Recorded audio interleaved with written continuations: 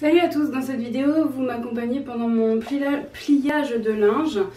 Voilà, j'avais du linge à plier et j'avais la vidéo à tourner, alors je me suis dit que j'allais faire les deux ensemble. Donc voilà, je ne vous regarde pas à chaque fois comme dans les vidéos précédentes où je faisais une autre activité en même temps, c'est pas très grave. Aujourd'hui ça va être assez rapide de toute façon, j'ai pris quelques notes donc je regarderai souvent vers le bas ici. On va parler de ce qui rentre en fait au niveau finance pour moi, puisque vous m'avez dit que vous étiez intéressé pour savoir comment je gérais mon budget. Donc dans une prochaine vidéo je vous dirai comment je gère mes dépenses, mais avant je voulais déjà vous dire combien je gagnais en fait, parce que je pense que ça peut vous être utile si vous avez besoin de vous projeter dans un congé parental, justement dans une situation assez similaire à la mienne. Comme ça vous saurez exactement par exemple combien la CAF vous donne. Alors justement on démarre par la CAF. Moi il me donne 3 prestations. La première c'est les allocations de base. Je viens de noter les montants pour vous les donner exactement. Après je sais pas quand vous allez regarder cette vidéo, ça peut avoir changé d'ici là, mais à l'heure actuelle, donc en mai, enfin début juin 2018, la CAF donne en allocation de base 184,62 €. Donc ça c'était quelque chose que j'avais déjà au premier enfant, et à cela c'est ajouté à la naissance de Jonas, mon deuxième enfant, une allocation qu'ils appellent familiale. Donc je pense que c'est juste voilà, lié au nombre d'enfants de la famille, puisque je ne l'avais pas avant, qui est de 131,16 €. À cela s'ajoute, parce que je suis encore dans le cadre du congé parental, vous savez qu'ils ont changé un peu la loi. Avant c'était 3 ans pour la maman, enfin pour un parent quoi. Maintenant la maman, enfin un parent ne peut pas prendre 3 ans tout seul. Je crois que si j'ai bien compris, dites-moi si je me trompe, si vous connaissez mieux que moi et que je me trompe dans ce que je dis, dites-le en commentaire, mais il me semble que la maman peut prendre 2 ans, 24 mois en tout de congé parental, et que le papa peut compléter, enfin la maman ou le papa, enfin on peut inverser les rôles, peu importe, mais je veux dire un parent prend 2 ans, l'autre peut compléter avec 12 mois supplémentaires, donc pour qu'il y ait quand même un congé parental qui dure pendant 3 ans. Mais du coup, si jamais, par exemple, comme c'est notre cas, le papa veut pas spécialement prendre un congé parental, donc si jamais moi je reste en congé parental passé les 24 mois, la CAF ne me donnera plus d'indemnisation. Donc cette indemnisation-là, qui est celle dont je parle, qui s'appelle la prestation partagée d'éducation de l'enfant, je la touche encore, mais quand Jonas atteindra ses 2 ans, je ne la toucherai plus. Et à l'heure actuelle, elle est de 396,01 €. Voilà, donc ça c'est pour ce que je touche de la CAF, ce qui fait un peu plus de 700 €. C'est pas énorme, hein, mais bon, c'est quand même... moi je trouve qu'on est quand même assez chanceux, enfin, dans notre système français, parce que même s'il y a des systèmes qui sont plus... voilà, mieux faits pour tout ce qui est... aide aux familles, enfin dans le sens accompagnement des mères, longueur de congé parental, indemnisation, etc. C'est vrai qu'il y a des pays qui sont mieux lotis, mais il y a quand même beaucoup de pays qui sont aussi moins bien lotis. Donc je trouve qu'en France on est quand même pas si mal, parce que moi j'ai 700 € là qui arrivent et qui sont tout à fait les bienvenus.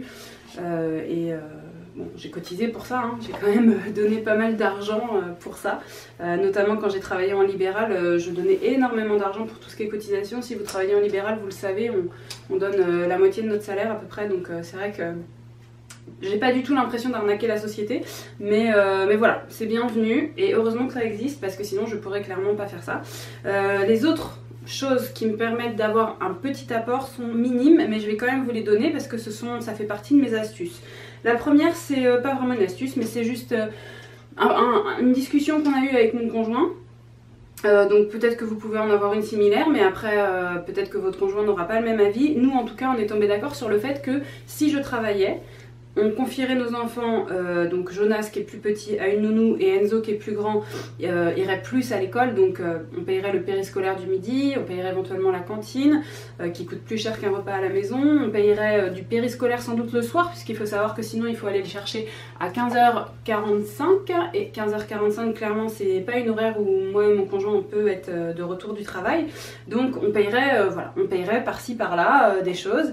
Et moi j'ai estimé qu'il n'était pas normal que Fabrice, du fait que je sois en congé parental, fasse du profit sur cet argent-là, en fait, qu'il aurait dépensé si moi j'avais travaillé. Il était d'accord avec moi, donc du coup, ce qu'on a convenu, c'est qu'il allait me rémunérer comme si j'étais une nounou. En fait, la nounou de ses propres enfants. Mais en gros, on a calculé, puisqu'on sait à peu près combien on aurait dépensé... voilà, pour tous ces frais que je viens de vous dire, j'ai calculé à peu près combien la CAF nous aurait donné, parce qu'il faut savoir que quand vous mettez votre enfant en garde chez une nounou, vous avez aussi une prestation, je ne sais plus comment elle s'appelle, mais la CAF vous dédommage, mais elle vous dédommage dans... Il y a un certain maximum, c'est pas l'intégralité de la garde qui est pris en charge, donc il y a quand même des choses qui restent à votre charge, donc moi j'ai gardé ce qui restait à notre charge, et je l'ai divisé en deux. Voilà, une partie pour moi, une partie pour Fabrice.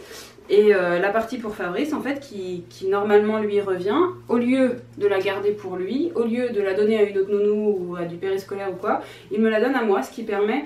on est tombé d'accord du coup sur 200 €. Et puis là, dernièrement, il m'a augmenté. Donc comme il a vu que c'était un peu dur et que en plus, peut-être qu'on avait un peu sous-évalué les 200 €, il m'a augmenté, il m'a passé à 250. Voilà.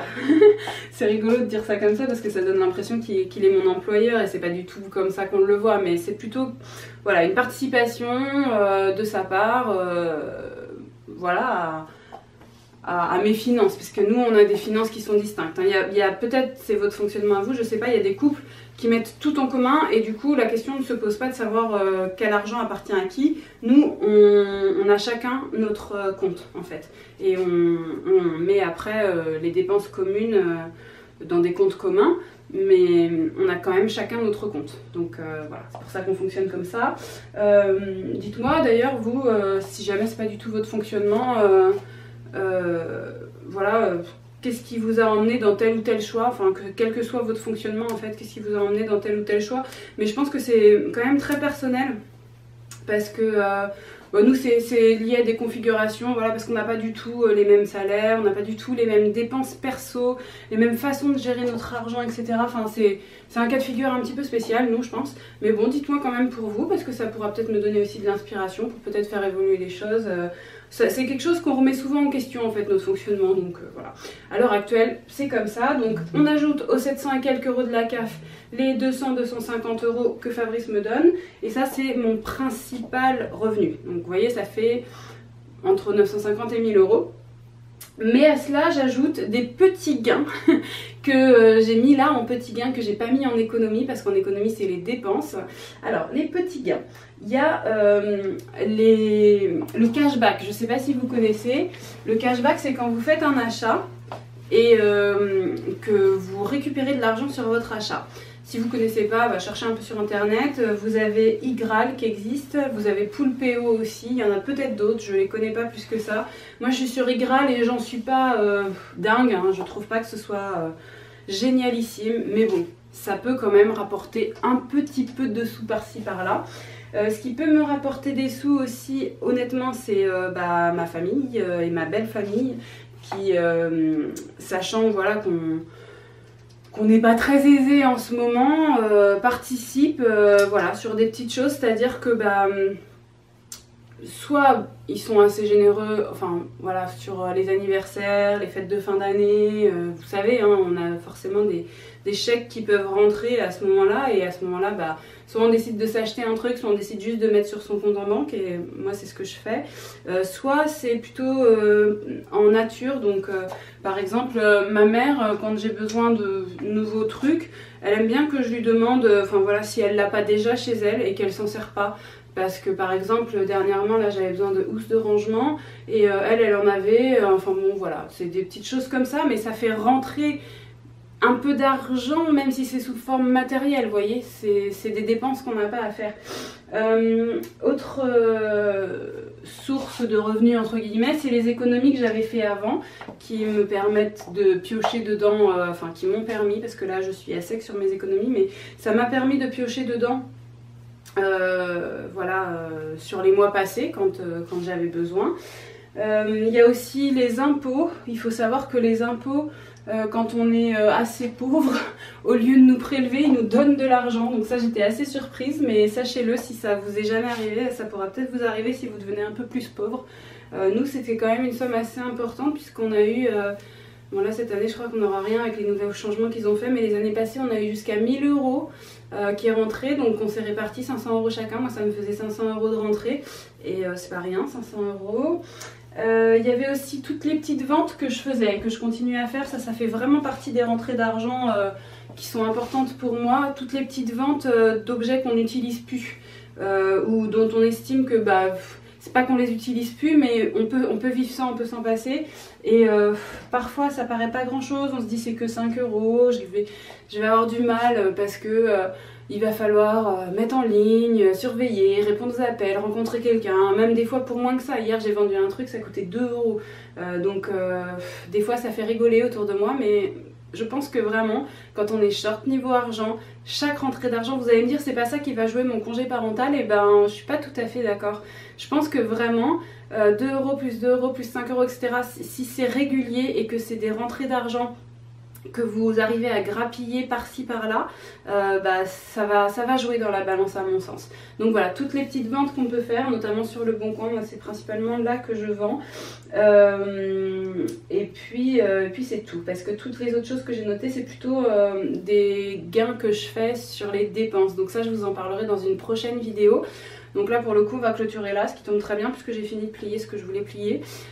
Si vous avez des questions particulières sur les dépenses, vous le faites juste en dessous puisque ma vidéo d'après n'est pas encore tournée, donc je pourrais peut-être inclure les choses s'il y a des choses auxquelles je n'avais pas déjà pensé. Et puis moi je vous retrouve, je vous retrouve lundi prochain parce qu'on est jeudi au moment où vous voyez cette vidéo. Donc je vous retrouve lundi prochain pour de prochaines vidéos.